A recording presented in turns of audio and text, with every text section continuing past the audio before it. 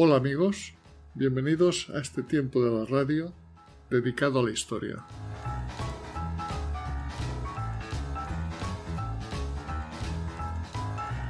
En esta segunda entrega sobre la historia de la alquimia en el medievo, empezaremos hablando de la misma en el mundo musulmán, para posteriormente ver su evolución en la Europa occidental. No cabe duda de que fue el mundo musulmán el que salvó la alquimia de su desaparición cuando las ciudades volvieron a recuperar el resplandor que había desaparecido durante los últimos siglos del Imperio Romano. Es cierto que la alquimia bizantina parecía haber tomado el testigo de la alejandrina, un par de siglos antes de la invasión musulmana, con Olimpiodoro, que vivió a caballo entre los siglos IV y V, y Estéfanos, cuya existencia transcurrió a la séptima centuria de nuestra era. Pero la alquimia que allí se ejercía era un pálido reflejo de su predecesora, a la que apenas aportó avance alguno. Sus practicantes no hicieron sino entregarse a un mero trabajo de recopilación que no fue más allá de un simple compendio de recetas. El único tratado de esa época que ha llegado hasta nosotros, las 9 lecciones de alquimia de Estéfanos, muestra que la alquimia se había convertido en una especie de divertimento a medio camino entre lo lírico y lo esotérico, que apenas conservaba ya preocupación alguna por el trabajo de laboratorio. Así que la resurrección de la agonizante alquimia no habría sido posible sin los árabes. La tradición dice que fue Khalid ibn Yazid, nieto del primer califa de la dinastía omeya, quien, en el último tercio del siglo VII, llegó a tal punto su afición a la alquimia que mandó llamar a Damasco a un anacoreta cristiano de Jerusalén, de nombre Marianus, antiguo discípulo del alquimista Estéfanos, que era muy versado en el arte de la alquimia. Como consecuencia de la relación que se entabló entre ellos, Khalid ibn Yazid se convirtió en un avanzado alquimista, que escribió el poema alquímico El paraíso de la sabiduría, compuesto por 2315 versos. Lo cierto es que bajo la dinastía de los omeyas se inició una intensa tarea de compilación de libros escritos en la llamada época helenística, entre los siglos IV y I antes de nuestra era, que abarcaban los temas más diversos, incluyendo la filosofía, la medicina, la astronomía y por supuesto la alquimia, para posteriormente ser traducidos al árabe. Gracias a esta labor se conservaron y han llegado hasta nosotros escritos de enorme valor cultural y científico. Entre ellos destaca la propia Tabla Esmeralda, en la que 9 filósofos de la antigua Grecia se reúnen para debatir sobre diversos temas relacionados con la alquimia.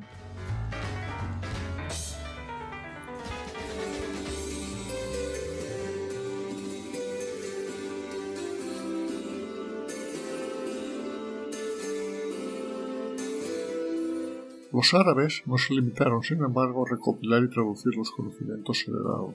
Es más, los asimilaron sin dificultad y pronto comenzaron a adentrarse en procesos alquímicos. A los árabes debemos, para empezar, el nombre de los numerosos instrumentos usados, como el alambique, el atenor o el aludel, o el de sustancias tales como el alcohol y, por supuesto, el propio vocablo alquimia, como ya comenté en la primera entrega sobre este tema, realizada hace unos días.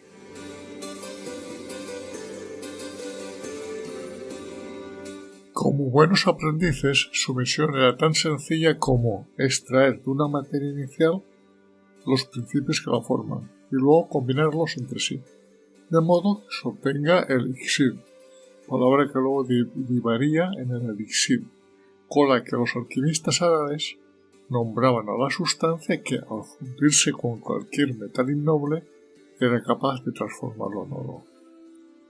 Esto, que es tan sencillo en la teoría, en la práctica es un muro infranqueable. Por medio de estas prácticas, los alquimistas árabes descubrieron el agua fuerte, el agua regia, los hidróxidos metálicos, el óxido de zinc, el vitriolo verde, nombre con el que conocieron al sulfato de hierro, y el aceite de vitriolo, que conocemos como ácido sulfúrico, el alcohol, el etanol y numerosos compuestos químicos. También nos dejaron escritos con detallados procesos para la fabricación, entre otros, del acero, la impermeabilización de telas, la preparación de tintes, barnices, aceites vegetales y la fabricación de vidrio transparente.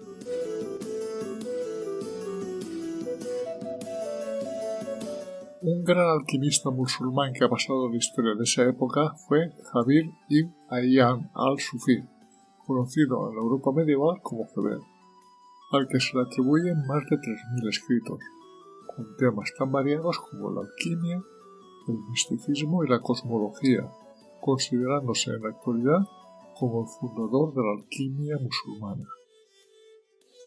Un seguidor destacado suyo fue el persa Abu Bakr Muhammad ibn Zayya al-Razi, conocido en Occidente como Racés, que vivió entre los siglos IX y X de nuestra era. Nos legó su obra conocida como el Libro de los Secretos, con abundantes descripciones sobre los aparatos utensilios usados en la alquimia, así como numerosas fórmulas en las que precisa tanto los componentes como sus cantidades exactas y los procesos a los que deben ser sometidos, sin olvidar el tiempo que debe destinarse a cada una de las operaciones.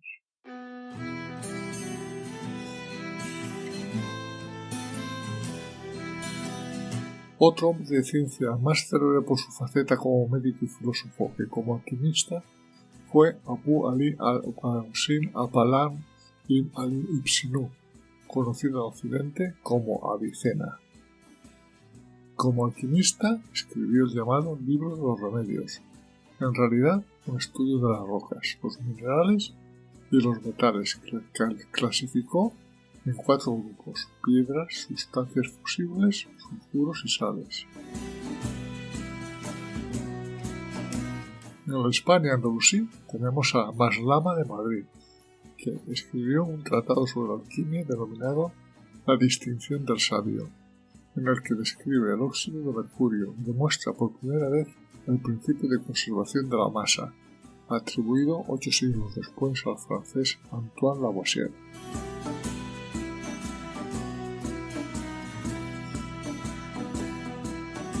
La entrada de la alquimia a la cultura europea se realizó a través de la traducción del árabe al latín de los libros de alquimia existentes. En ese proceso, la península ibérica fue el escenario perfecto como cruce entre las 3 culturas, la musulmana, la judía y la cristiana. Así, tenemos traductores como Roberto de Chester, archidiocano en Pamplona y Segovia y traductor del libro de composición de la alquimia de Morenius, o Juan de Toledo, un judío converso que tradujo el Tratado Secreto de los Secretos, que ejerció gran influencia entre los alquimistas medievales, o Gerardo de Cremona, de la Escuela de Traductores de Toledo, que pasó al latín el libro de los 70 de Javier, y Hugo de Santalla, que trabajó en Tarazona y tradujo la famosa Tábula Esmaradigna de Hermes Trismegisto. Todo este trabajo se realizó en los primeros siglos del milenio pasado, teniendo que esperar hasta el siglo XIII en que aparecieron los primeros alquimistas europeos. Es a partir de entonces cuando la alquimia se empieza a convertir en una disciplina capaz de atraer el interés de muchos, especialmente entre los clérigos, aunque nunca llegaría a las aulas universitarias.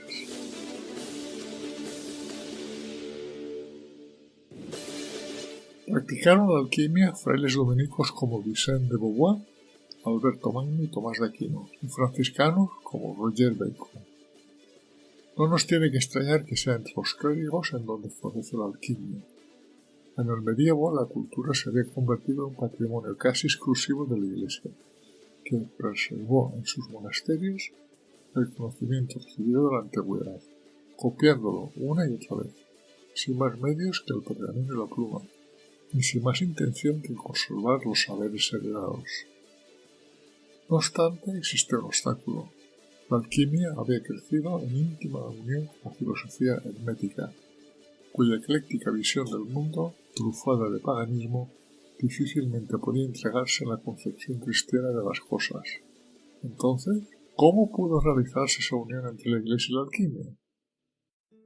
La realidad es que la alquimia posee un lenguaje comparable con los dogmas de la Iglesia, e incluso podía servir a sus propósitos. Los movimientos espirituales franciscanos vieron en la alquimia una manera de expresar sus experiencias contemplativas, aunque también un camino simbólico hacia el propio perfeccionamiento. Vistas desde la perspectiva adecuada, las distintas fases del trabajo del laboratorio, a través de las que la materia muere y renace transformada en sustancia nueva y mejor, podrían equipararse a la muerte y resurrección de Cristo y de las mismas almas de los cristianos.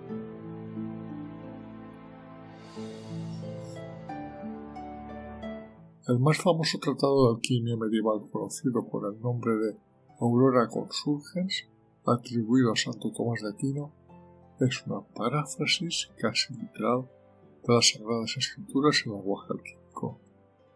A pesar de ello, las autoridades eclesiásticas terminaron por desconfiar de la alquimia. Por tales motivos, el cabildo de la ciudad francesa de Narbona mandó, en 1272, que fueran quemados todos los libros de alquimia. Algo después, en 1317, el Papa Juan XXII promulgó la bula de título «Prometen lo que no pueden cumplir», en contra de los alquimistas. Como es de suponer, ninguna de estas prohibiciones tuvo demasiado efecto para algunos alquimistas, que alcanzaron un gran reconocimiento por su labor intelectual e incluso fueron canonizados, como les sucedió a Alberto Magno o a Tomás de Aquino. Alberto Magno redactó los 8 consejos para el alquimista que aún siguen vigentes en su libro Libellus de Alchemia, que escribió en el siglo XIII, y que son: primero, el alquimista debe ser silencioso y discreto, llevar una vida modesta y no revelar a otras personas su secreto bajo ningún pretexto, pues de lo contrario es seguro que será considerado un farsante. Es conveniente que evite la protección de interesados y de príncipes. Segundo, es conveniente disponer de una morada en un sitio particular, alejado de los hombres.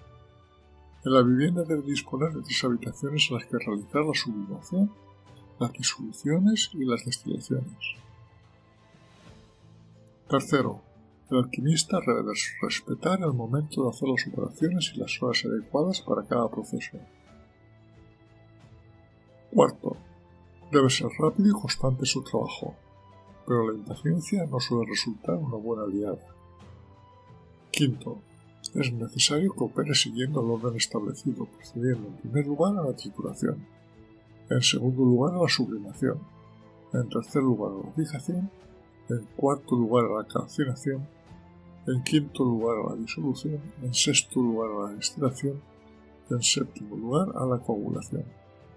Si no lo hace así, perderá sus poderes y los resultados no serán los adecuados.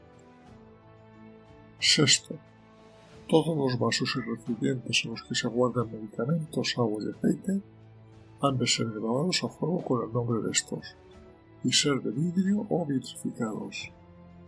Si se colocan aguas sutiles en un vaso de cobre, se vuelven verdes, y si se las coloca en uno de hierro o plomo, se vuelven negras y se alteran. Séptimo, el buen alquimista debe estar siempre atento a todos los trabajos realizados por sus discípulos, y si los resultados son buenos, aquellos no querrán abandonarle. Octavo, las personas que no tengan bastante dinero para comprar lo necesario para el desarrollo del arte, que no se consagren a las operaciones. Si después de comenzar la gran obra se le acaba el dinero, lo habrá perdido en vano y también en tiempo empleado.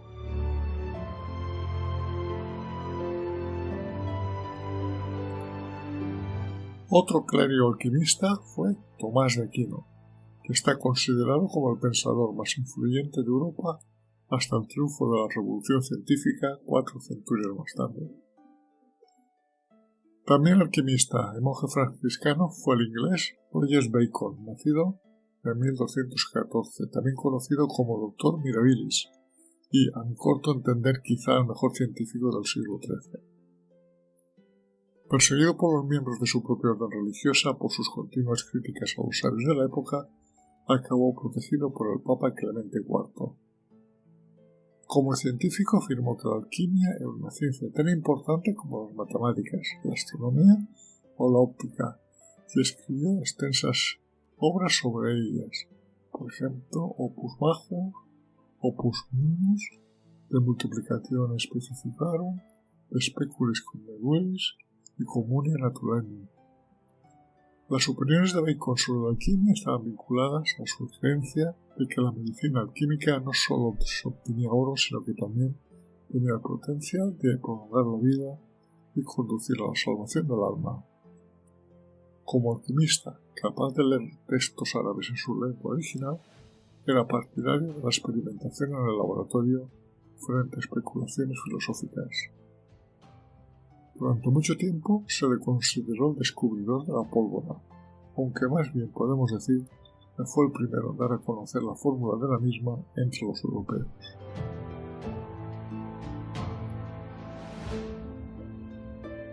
Otros frailes alquimistas fueron Bonaventura de Iseo, autor del Liber Compostela, un conjunto de recetas de carácter práctico que incluye la manera de preparar aceite, tintes y polvos para fines diversos, y que trabajó junto con Bacon en la búsqueda de una ciencia unificada que abarcara todas las leyes de la naturaleza, y Vicente de Beauvoir, cuya obra más importante, Speculum Manius, es una compilación de los conocimientos medievales.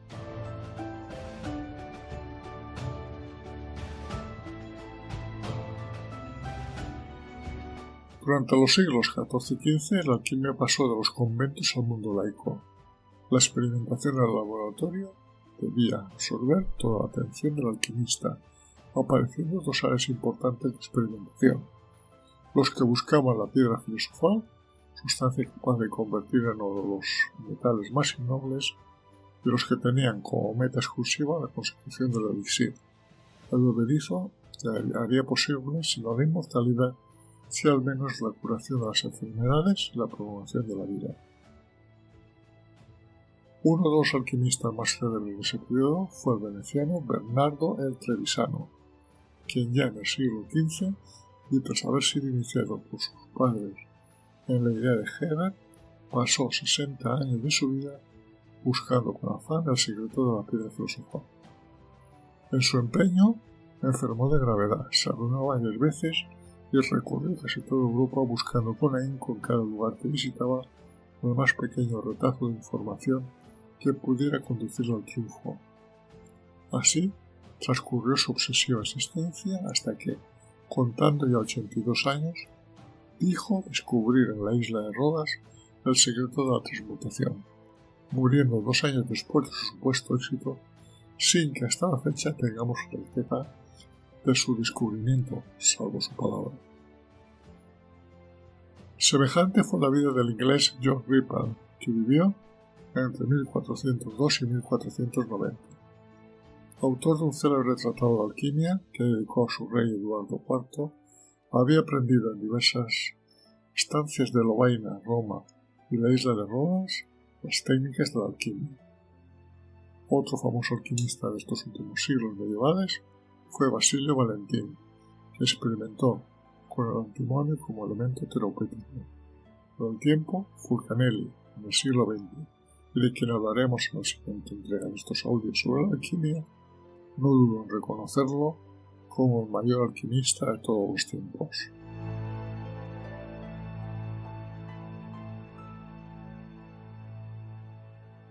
En los reinos hispanos fueron los monarcas aragoneses aquellos que más se interesaron por la alquimia, protegiendo a aquellos que la practicaban. Es de destacar a Arnaldo de Vilanova, médico y alquimista de gran fama que curó de graves enfermedades a personajes tan importantes como el Papa Bonifacio VIII o el rey aragonés Pedro III. En su concepción de la práctica médica prestaba especial atención a la evolución de los síntomas de las enfermedades, que anotaba con sumo cuidado en los consilia, una especie de historiales clínicos que le permitieron describir con precisión numerosas afecciones. Como alquimista se le atribuye la autoría del tratado Rosario Philosophorum, en el que se recogen los principios teóricos de la alquimia y se describen paso a paso todas las operaciones para obtener dos posibles frutos: el elixir blanco, capaz tan solo de transmutar el mercurio en plata, y el rojo, que puede convertirlo en oro.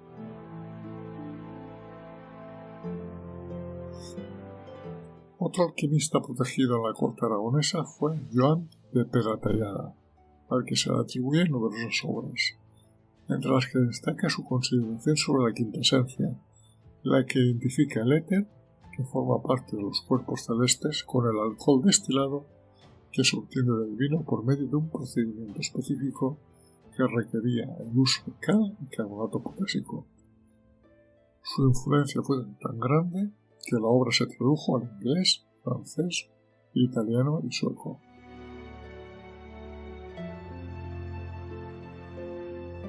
Para concluir este apartado sobre la alquimia en el medievo, quisiera hablar de Ramon Llull, considerado como el culmen del pensamiento medieval hispano y tenido aún hoy por muchos como alquimista. Este filósofo mostró en sus obras su acuerdo con la concepción de la naturaleza propia de los alquimistas, como la mayoría de los intelectuales de la época, pero en ningún caso aceptaba la posibilidad real de la transmutación de unas sustancias en otras, algo que descartó de forma